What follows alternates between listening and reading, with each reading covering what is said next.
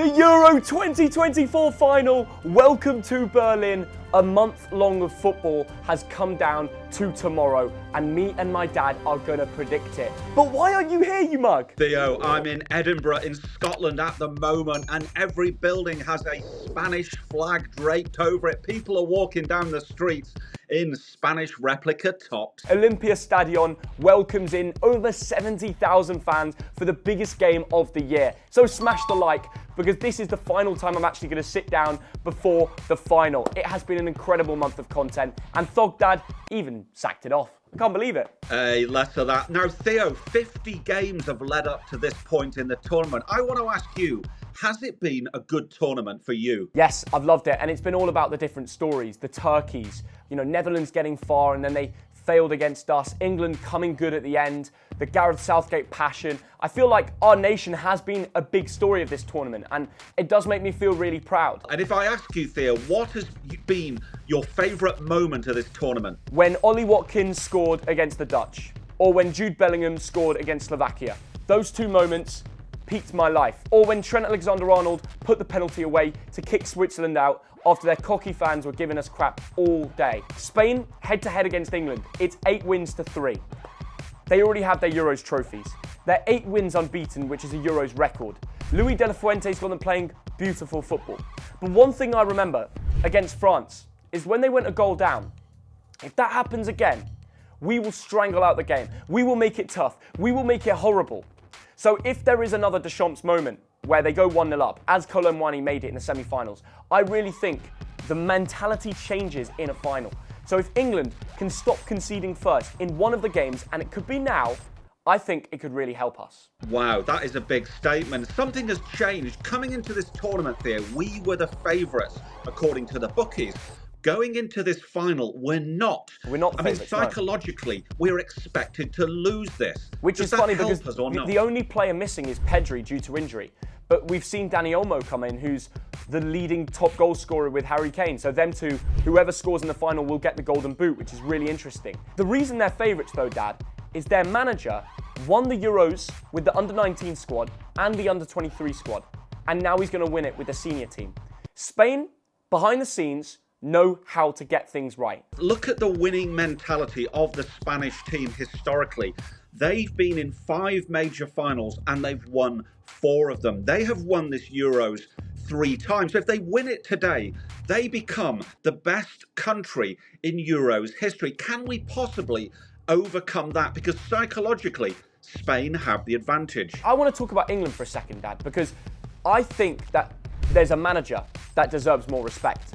Gareth Southgate has become the first England gaffer ever to take us to back-to-back finals in the European Championships. Has Southgate turned a leaf? Is Southgate outperforming your predictions, Dad? This is the first time in the history of England that we've got to a major final on foreign soil. Wow. So the first thing I'd do, That's if I amazing. ever met Southgate, I'd shake his hand and say thank you. Yeah. But having said all that, Theo, we have to admit, we have been so damn lucky in this tournament. Why and for do you most call it of luck, the time, because we've we been create very the moments. mediocre. We still make the moments happen, Dad. When Ollie Watkins turns his player in the 91st minute. I know it's solo moments that survived us in this tournament. But when Italy won the Euros in England, they had their moments too. Sometimes you had average matches. When Germany won a European Championship, or the World Cup, for example, I spoke to German Thogdad about this. He said they had games where they thought they were going to lose. I'm seeing a lot of similarities with this England tournament. What I'm really disappointed with is that you didn't decide to book a flight to come to Berlin, but you went to my sister's graduation. But today should have been the day you flew in. Put something in the comments about should Thogdad be there, but let's talk a little bit more about Spain. No, don't avoid the question, here. Dad. Why aren't you here? Because I have 2 children, one of them's got a graduation. But let's talk more about Spain, Theo. We have to say this. They have been by far the best team in this tournament. You're right. I take your point. On 3 occasions, we've been behind and we've had moments of magic when a referee gave us a penalty that we really didn't deserve. That's debatable. So let's be honest. That's We're debatable. lucky to get this far. But Dad, you can't deny though that against the Netherlands, that was our best ever performance. And if it wasn't for Harry Kane's penalty, I'm sure Phil Foden's shot was very unlucky that didn't go to the top corner. I think we had chances in that game where we could have scored 3 or 4. Like you say, we're in a final. And sometimes the winner of the final is not the best team. Yeah. Italy, 3 years ago, they were not the best team at the Euros. They were not but the best history team. books will always show that they won it. Can But they we were win calmer. on Sunday? Of course we can. They were more relaxed and they were more chilled out in the final. And that's because there was so much pressure over lockdown. And then all of a sudden we're in a final and we're playing and we score early on. The penalties was too much pressure for those lads. But now, 4 years later, with those experiences built up over time, we've never had a better chance. If we win it here, I will not be sleeping for the 24 hours onwards of that match. Spain missed 3 key players. They missed Le Normand, they missed Pedri and Carvajal in the semi-final. They still beat France. How much of a problem are these experienced lads in that Spanish team for us? Well, Rodri, Theo, is simply one of the best players in the world, if not the best, because when he plays for Manchester City or Spain, they almost never lose. And you've also got 3 players, I think, who've got 4 or more goal contributions in this tournament. Of course, Lamine Yamal, I think he's 17 years old today. Let's hope he's going out on the rise. Happy birthday, Lamine. Because he has been magnificent. The youngest player ever to score at a Euros. He's one for the future. Dad, serious Dani question. Olmo, I would say Fabian he's Ruiz, one for the future. Theo, these are special players. I don't think he's one for the future. I think he's one for the now. How do we deal with him? Well, do you know what? The irony is, Theo, in the past, in games against the likes of Slovenia and Slovakia and Denmark and Serbia, we were saying England should be more creative. We should be more positive. We should play some free-flowing football. Ironically, against Spain, there is an argument for us to be more Gareth Southgate in our tactics, to try and grind out a 0-0 or a 1-1 and take it to 120 minutes and take it to penalties, because we're now very confident when it comes to penalties. If we play like we did against the Netherlands, I think we have a great chance. We have an incredible squad depth to bring on Cole Palmer, Ollie Watkins, Ivan Toney. It's just added strength and really scares opponents. Spain won't like that. If I look through their defence, Unai Simon in goal, I'd rather have Pickford. Le Normand and Laporte at the back. Laporte is in the Saudi league, and I don't think he's at the level anymore. Le Normand is decent, don't get me wrong.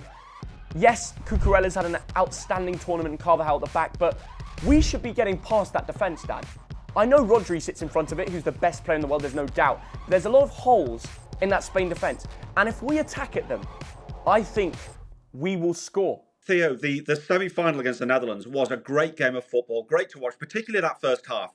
But there were times when we looked really vulnerable, when they came through us like a knife through butter. And I was thinking to myself, if the Netherlands had been Spain, they would have scored 2 or 3 goals against us and killed off that game. What, with Alvaro Morata up front? Are you scared of Alvaro Morata, Dad? One thing that worries me, I mean, a friend of mine wrote to me and said, Spanish teams or Spain in the last 23 years have been in 26 finals. We're talking World Cups, Euros, Champions League, Europa League. They've won all of them. I'm going to point one thing out. Fabian Ruiz in Spain's midfield is going to be player of the match. Him and Rodri are going to really run the show. They're going to play some incredible passes. They're going to be relaxed. They're going to make some nice touches. But somehow, through 90 minutes, we're going to scramble a goal back and draw 1-1. And then in extra time, I have a weird feeling. I don't know why I'm saying this, but Ivan Toney is going to score us the winner. He's going to have his Aaron Wilbraham moment for Bolton. He's going to come on. Southgate's going to bring on Palmer, Watkins, but then for extra time, I think he might just bring on Ivan Toney. And I think he's just going to find a way of scoring a header. It will be English heritage.